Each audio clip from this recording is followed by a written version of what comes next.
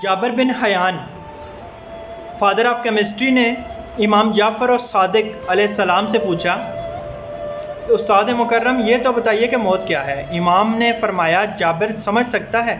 जाबिर ने कहा, जी मौला, अगर आप अहल समझें तो समझाएं। इमाम ने फरमाया, जाबिर गौर से सुन और समझ, जब तू शिकमे मादर में था तू तारीक पर्दों में रहता था, वो बहुत छोटा सा जहां था। तब जाबिर तूने इस जहां की वसत और रोशनी देखी नहीं थी, लेकिन तू उस तारीक जहां में बहुत खुश था।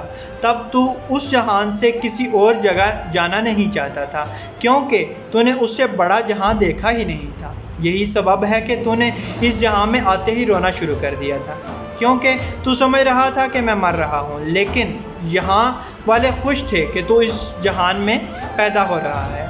यही होगा जब तू ये जहां छोड़कर अगले जहां जाएगा। वहाँ वाले खुश होंगे कि जाबिर पैदा हो रहा है, यहाँ वाले रो रहे होंगे कि जाबिर मर रहा है। इमाम ने फरमाया, जाबिर जिसे दुनिया पैदाइश कहती है वो असल में मौत है, और जिसे दुनिया मौत कहती है वो असल में पैदाइश है। जाबिर जितना फ़र्क शिकम मादर और इस जहां में है, इतना ही फ़र्क इस जहां और उस अगले जहां में है। जाबिर जैसे तो इस जहां में आकर वापस पलटना नहीं चाहता, ऐसे ही तो अगले जहां की वसत को देख के पिछले जहां में पलटना नहीं चाहेगा, और इतना ही फ़र्क उस जहां और जन्नत में है।